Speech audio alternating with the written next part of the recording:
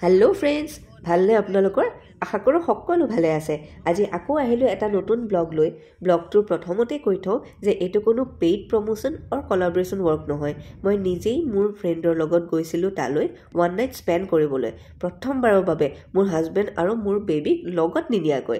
কাৰণ ব্যস্ত জীৱনত কেতিয়াবা এনেকুৱা কিছুমান মি টাইম বৰ আৱশ্যক হৈ পৰে, আৰু তেনেকুৱা টাইম স্পেণ্ড কৰিবলৈ নিজৰ বন্ধু চবতকৈ ভাল অপশ্যন নহয় জানো? চ' মই গৈছিলোঁ কনকা দ্য ভিলেজ ৰিজৰ্টলৈ, যোনখন ৰিজৰ্টৰ ওপৰত এটা বহুত নিগেটিভ পোষ্ট কিছুদিন আগতে ফেচবুকত ভাইৰেল হৈছিলে। সেই পোষ্টটো পায়ো মই সেইখন ৰিজৰ্ট গৈছিলোঁ, কাৰণ কেতিয়াবা লোকে কোৱা কথা সকলো সঁচা হ'ব নোৱাৰে। চ' পাৰিলে কেতিয়াবা আপুনিও নিজে এবাৰ কনকালৈ গৈ চাই তাৰ সত্যবোৰ জানিবৰ কাৰণে চেষ্টা কৰিব। আৰু যিহেতুকে মই ঢেকীয়াজুলিৰে ছোৱালী, চ' মই কনকা ৰিজৰ্টৰ অ'নাৰক চিনি পাওঁ। তেওঁলোক খুব ভদ্ৰলোক আৰু বহুত বেছি হাৰ্ডৱৰ্কিং। তেওঁলোক নিজেই ৰিজৰ্টখনত থাকি ৰিজৰ্টখন চোৱা চিতা কৰে, আৰু সেইবাবেই হয়তো ৰিজৰ্টখনৰ ইমান উন্নতি হৈছে।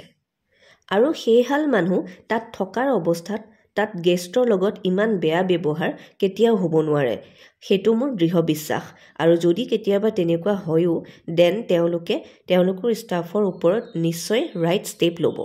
ভিডিঅ'টোত আপোনালোকে সকলোখিনি দেখিব পাৰিব, লাইক আমাৰ ৰুম কেনেকুৱা আছিলে, কি খালোঁ, কি এক্টিভিটিজ কৰিলোঁ এণ্ড অল। বাট সেইখিনি কথা ডিছকাছ নকৰি মই বেলেগ কিছুমান মোৰ মনৰ ভাৱ আপোনালোকৰ লগত শ্বেয়াৰ কৰিব বিচাৰিছোঁ। প্ৰথম কথাটো হ'ল যে অনলাইন পে'মেণ্ট ফেইল যিকোনো মানুহৰ লগতে হ'ব পাৰে। সেইটো টেকনিকেল এৰৰ অকল কনকা ৰিজৰ্টত নহয়, আৰু সেইটো হৈছে এটা বেংকৰ টেকনিকেল এৰৰ। সেইকাৰণে সেইটো কথাত কনকা ৰিজৰ্টখনক দুখিব নোৱাৰি। তেনেকুৱাকৈ যোৱাকালিয়েই মোৰ হাজবেণ্ড মাংস আনিব গৈছিল। তেওঁ আগে পিছে যোনসকল কাষ্টমাৰে অনলাইন পে'মেণ্ট কৰিছিল তেওঁলোকৰ পে'মেণ্ট শ্ব' কৰিছিল, বাট হাজবেণ্ডৰ পে'মেণ্টটো শ্ব' নকৰিলে। চ' তেওঁ কেছ দি আহিলে আৰু দুইজনে দুইজনৰ নাম্বাৰকেইটা ল'লে যাতে পিছত খবৰা খবৰি কৰিব পাৰে। চ' তেনেকুৱা কথাবিলাক আমিতো ছ'চিয়েল নেটৱৰ্কক লিখিবলৈ নাযাওঁ। সেইখিনি কথা যিকোনো মেচিয়ৰ্ড মানুহে মেচিয়ৰ্ডলিয়ে ৰিয়েক্ট কৰে। ছেকেণ্ডলি, গেষ্টজনে মিছা অভিযোগ কৰিছে যে ৰিজৰ্টে তেওঁৰ পৰা অনলাইন পে'মেণ্টটোও ল'লে, তাৰ লগতে কেছখিনিও ল'লে। কিন্তু সেইটো কথাৰ স্পষ্টীকৰণ প্ৰুফসহ কনকা ৰিজৰ্টৰ অ'নাৰে তেওঁলোকৰ পেজত দিছে। থাৰ্ডলি, গেষ্টজন যদি ভদ্ৰলোক হ'ল হয়, দেন তেওঁৰ পোষ্টটোত ৰিজৰ্টৰ পেজটোৰ পৰা কৰা ৰিপ্লাইটো তেওঁ ডিলিট কৰি নিদিলেহেঁতেন। চ' পে'মেণ্টটোক লৈ সকলোখিনি কথা স্পষ্ট হৈ গৈছে। বাকী এতিয়া আপুনি ডিচাইড কৰিব হু ইজ দ্য কালপ্ৰিট। এতিয়া আহোঁ তেওঁ পোষ্টটোত লিখা দ্বিতীয় অংশলৈ। বহুসকল মানুহৰ তেওঁৰ নিচিনাকৈ ভুল ধাৰণা আছে যে কনকা ভিলেজ ৰিজৰ্টত এণ্ট্ৰি ফি লাগে, কিন্তু সেইটো আচলতে এণ্ট্ৰি ফি নহয়। সেইটো পইচাত বিনিময়ত দিয়া যায় তেওঁলোকৰ কুপন, আৰু সেই কুপনখিনি আপোনালোকে ডিফাৰেণ্ট এক্টিভিটিজ আৰু খাদ্যত ব্যৱহাৰ কৰিব পাৰে। চ' আল্টিমেটলি আপুনি যোনখিনি টকা তেওঁলোকক এণ্ট্ৰি ফি সময়ত দিয়ে সেয়া আপোনাৰ এণ্টাৰটেইনমেণ্ট বা আপোনাৰ খাদ্যৰ বাবে। সেইখিনি টকা এনেই কনকা ৰিজৰ্টক আপুনি দান দি নাহে। এতিয়া আকৌ কিছুমানে ভাবিব পাৰে যে তেওঁলোকে এক্টিভিটিজ কৰিব নোৱাৰে, চ' কুপনখিনি কি কৰিব? দ্য আনচাৰ ইজ ডেট আপুনি এখন ৰিজৰ্টত যেতিয়া যায়, অবভিয়াছলি একো এক্টিভিটিজ নকৰিলেও এসাঁজ খাম বুলিতো যায়। চ' সেইখিনি কুপন আপুনি খোৱাৰ নামত ব্যৱহাৰ কৰিব পাৰে। আৰু যদি আপুনি এসাঁজ খাওঁ বুলিয়েই যায়, দেন তেওঁলোকৰ ৰিজৰ্টৰ মেইন গেটখন এণ্ট্ৰি হ'বলগীয়া কোনো কথাই নাই, কাৰণ তেওঁলোকৰ ৰেষ্টুৰেণ্ট, ছুইমিং পুল, বাৰ, তাৰ লগতে কিছু complimentary kits plus adult activities বাহিৰতেই আছে। এইখিনিৰ কাৰণে আপোনালোকে একো ফি দিব নালাগে। যদি ছুইমিং পুলটো ইউজ কৰিম বুলি ভাবে তেতিয়াহে এটা মিনিমেল চাৰ্জ দিব লাগিব, আৰু সেইটোতো মেইনটেনেঞ্চৰ কাৰণে ল'বই লাগিব। যদি চাৰ্জেবল নহয় তেতিয়াহ'লে তাত যিকোনো মানুহ সোমাব, আৰু সেইটোত আপোনালোকে নিজে আনকমফৰ্টেবল ফিল কৰিব, কাৰণ বহু সংখ্যক মানুহে ছুইমিং পুলৰ নিয়মখিনি নাজানে। আৰু যদি আপোনালোকে তেওঁলোকৰ ৰিজৰ্টখন ভালকৈ উপভোগ কৰিব যাওঁ বুলি ভাবে আৰু অন্যান্য এক্টিভিটিজসমূহ কৰিম বুলি ভাবে, তেতিয়াহ'লে এণ্ট্ৰি কুপনটো লৈ ফূৰ্তি মনেৰে সোমাই যাব তেওঁলোকৰ মেইন গেটখন দি। নিশ্চয় এনজয় কৰিব। আৰু যোনসকল ষ্টে কৰিবলৈ যায় তেওঁলোকৰ বাবেতো 90% এক্টিভিটিজ কমপ্লিমেণ্টাৰী আছে। চ' বেলেগ ৰিজৰ্টৰ লগত কনকাক কম্পেয়াৰ কৰি লাভ নাই।